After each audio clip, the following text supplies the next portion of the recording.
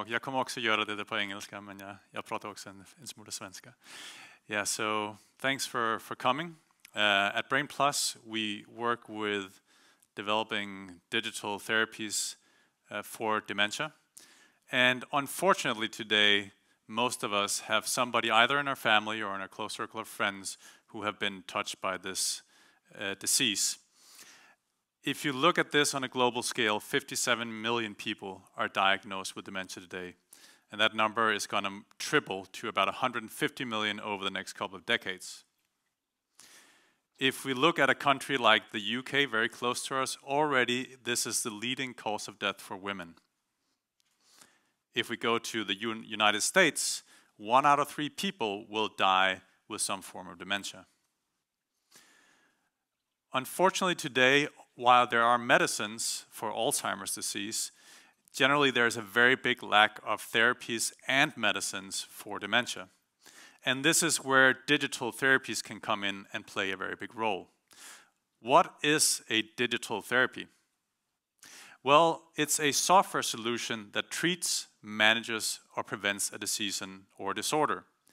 It has clinical benefits and health outcomes on par with what you will look for in a pharmaceutical or in a medical device, and thus go through clinical trials and medical regulation in the same way that you do with traditional pharmacology or traditional medical devices.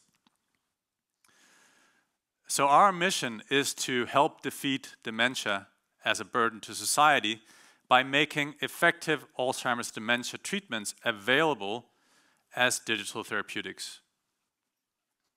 Our primary clinical target is cognitive decline. This is what happens when we lose our ability to focus and pay attention, when we lose our ability to remember things, when we lose our ability to make plans and know what to go shopping for example. Basically, when we lose our ability to take care of ourselves, this is at the point when you get the dementia diagnosis. The primary therapy that we work with is called cognitive stimulation therapy. This was a therapy that was invented at the University College of London in the United Kingdom. It is what is called a psychosocial therapy. The way it's given today is that people meet in groups of 5 to 8 people with mild to moderate dementia. There's a trained therapist present who will take them through 40 minutes of different targeted activities that are targeted to stimulate the brain maximally. So it follows a very specific structure and it follows very specific principles, which is what makes it effective. In fact, this method, this therapy, has consistently proven to slow down the cognitive decline or delay the cognitive decline, which corresponds to a 6-month delay in the cognitive decline. This is very significant. Imagine that you live six months longer at a more well-functioning level, that you can live 6 months longer at home before you have to go to a care home, for example. Our first product is one that supports the delivery of this method the way it's being given today. It is a therapeutic tool that delivers all the content to the therapist, saving them hundreds of hours in preparation time, and as importantly, allows for a consistent delivery that follows the principles, which has been shown to be very important for the actual health outcomes. So these are 2 things that are really needed out there in the way this therapy is being delivered today. A bit about the evidence behind this therapeutic method. I can say without a doubt that this is the non-pharmacological dementia treatment with the strongest evidence in the world today. It's highlighted by the World Health Organization as an important part of the solution to dementia. Last year, the World Alzheimer's Report came out and recommended that cognitive stimulation therapy should be implemented globally as a cost-effective way to treat mild and moderate dementia. For those of you who are familiar with the scientific literature, there are 2 Cochrane reviews out on this. That's a meta-analysis of all the hundreds of RCTs that have been done on this therapeutic method. The second one came out in January this year, showing again the consistent results of improvement in cognition, in quality of life, and in a number of other areas. For this reason, this therapeutic method is a recommended standard of care in the United Kingdom, in Denmark. Cognitive stimulation also recommended standard of care in Germany, and this is set to become the global standard for non-pharmacological dementia treatment in the world. It's being used in 37 countries already, and new countries are being added every year. Brain Plus is the pioneer in doing the digital delivery of this therapy. We are working with the people who invented this. They're originators from the University College of London. We're working with all the global KOLs on this, the ones who have pioneered this in UK, in Denmark, in Germany, which are our primary target markets. So we have a pipeline of products. The first one I've told you about, that's the one that is supporting the therapists that are already today delivering this therapy. The second product will significantly make this therapy available to more people because it will allow people to do this type of therapy intervention in their own homes. And the majority of people live in their own homes today, the ones who have dementia. And currently one of the big hindrances for the healthcare system to actually deliver this is the lack of healthcare personnel and the lack of time. This will make the therapy available to many more people. The third product we have in the pipeline is for the stage before you get the dementia diagnosis, which is called mild cognitive impairment.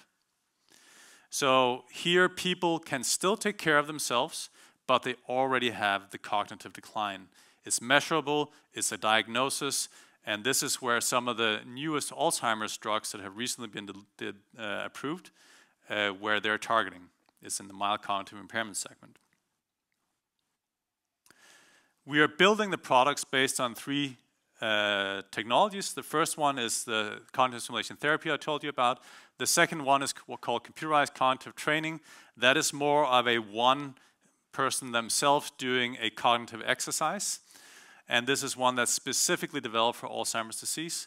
Finally, we have a memory test developed by Oxford University that can detect the very early preclinical signs and symptoms of Alzheimer's disease. We have partnered with Oxford to make that available as part of our portfolio, and these three technologies will be built into our product for mild cognitive impairment.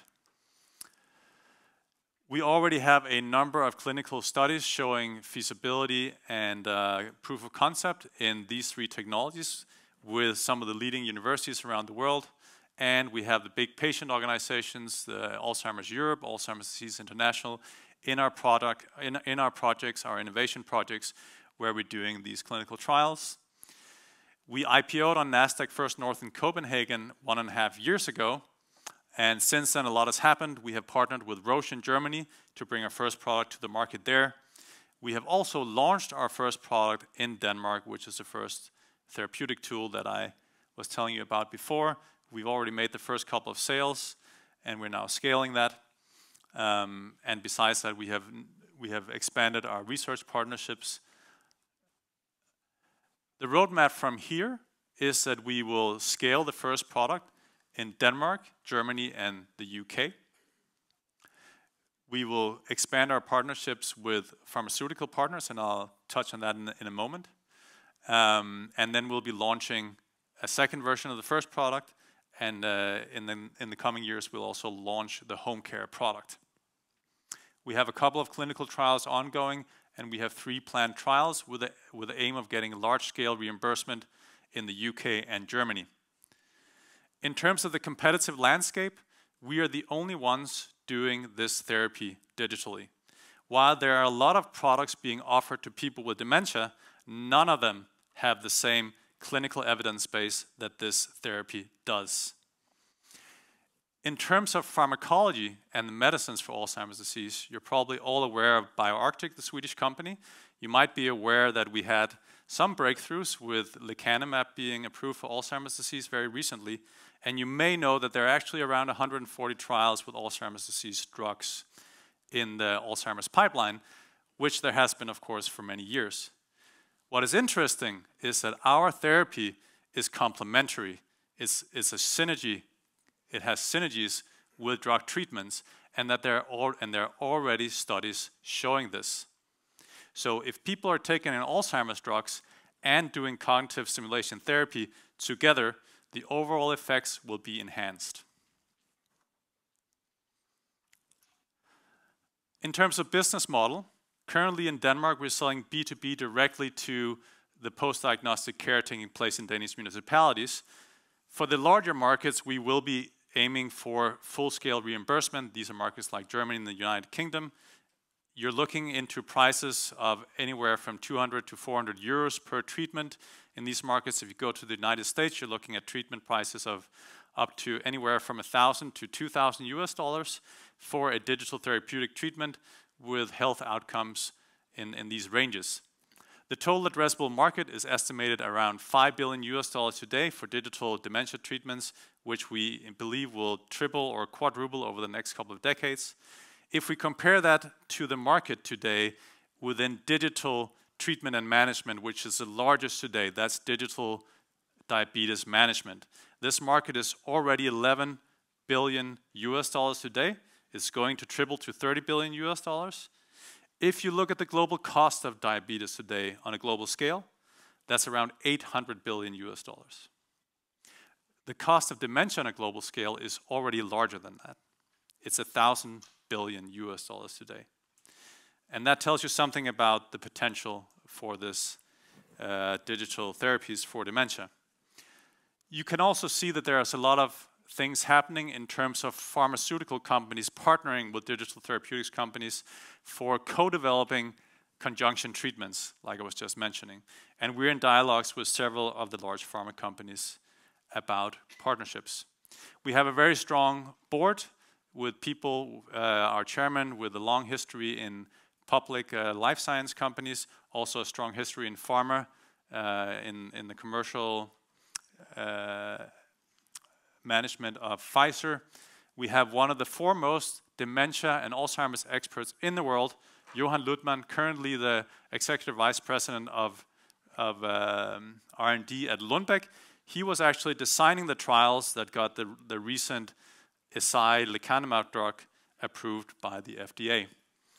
And a couple of other strong resources, but I think in the interest of time, I'll round this off pretty quickly. Also a very strong management team with, as you can see a little bit about the backgrounds here, but from the largest medtech companies in Denmark, with specialty within cognitive neuroscience and building digital health tech solutions directly in the markets. Lots of strong partners, including 7 universities. And rounding off, for investment in Brain Plus, what we're looking at here is that we are pioneering what is becoming the global non-pharmacological dementia treatment in the world, where we have a unique position working with the global KOLs on this, already scaling the first market product in Denmark, looking to scale in Germany and the UK within the next couple of years. Very strong team, very strong board. We have actually just finished a unit rights issue where we raised 22 million SEK. We have 2 technical warrants out in the market, which, if fully subscribed at the maximum price, can yield another 98 million SEK in proceeds. We're always looking for investors, and now I welcome some questions. Thank you very much. So, you talked a little bit about the potential for digital dementia therapy. It seems like the opportunity is huge because a lot of people suffer from the disease.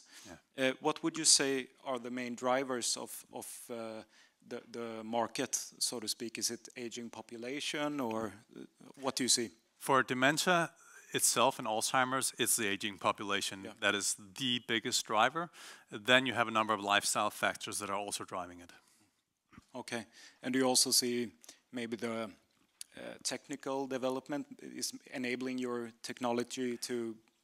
Absolutely. I mean, in terms of readiness for digital therapies, you have much more readiness in the general population, where 80% of people are ready to use digital therapeutics if it's being prescribed by their clinician. You have much more readiness in, you can say, the healthcare payers, where you see several countries now having full national reimbursement channels for digital therapeutics. And you're seeing also more and more readiness in the clinicians, which is, you can say, one of the most important gatekeepers to this. All right. What would you say is unique about your product offering and your technology? And do you have any competitors? And if so, what sets you apart from them? Yeah, I think the uniqueness is the very strong evidence base that I was describing in detail before. That makes this therapy really, really unique. Secondly, that we are working with the key experts on this in the world, because this is not something you can, even though you might think the product looks simple, the content and the delivery and how you use this therapeutic method is an art form. So it's all about the right way of saying things. It's a tone of voice. It's how you phrase questions and how you start people on these activities. And so these are some of the more knowledge-based aspects of it. And then we have the possibilities with two of these technologies also to take out patents, which is some of the things that we'll be doing in the coming time as well. All right. Traditional pharma companies, are they doing anything about this digital therapy, or are they mainly focused on pharmaceutical therapy, so to speak? They're still mainly focused on pharmaceutical therapies, but everybody, you can say, in the healthcare industry and in the pharma industry can see where things are going. And there's one thing that's certain, that is that digital therapies in the future will be a key part of how we are going to do healthcare. So they know that. You can see that the number of investments from pharma companies in digital therapeutics companies, either as a direct investment or in terms of commercial or co-development deals, is rising dramatically. And more and more pharma companies have their own digital therapeutics teams and units in-house, where they're looking for partners, or they're even in-licensing digital therapeutics, as you would see it in biotech today. All right. The coming 12 months, what will be your main focuses? What will you work hardest on in your company? Yeah. So first is just continuing with the commercial rollout in Denmark, and then we'll look at Germany and the UK as well in the next 12 months. Secondly, it will be to launch the second product version. We were working on developing the second product version of the therapist support tool for this, which will be a much more advanced product. It'll be a class 1 MDR medical device, is what we're working on with that one. And we'll be starting a number of trials also to get more clinical evidence, specifically with the purpose of getting reimbursement at scale in UK and Germany. All right. And time for one more question, or? One short one. Okay, so okay. To anyone here in the audience who's thinking about investing in Brain+, is there anything, any last thing you'd like to say to them? Yeah, I think you can look at this from two angles. One is that it's a really interesting investment opportunity from the sheer size of the opportunity, the unmet clinical need, and the unique position we're in as a company. And of course, you can also look at it from a more heart-based point of view, where this is really something that can make a huge impact in one of the disease areas where we're really missing treatments. Okay, thank you very much. Thank you.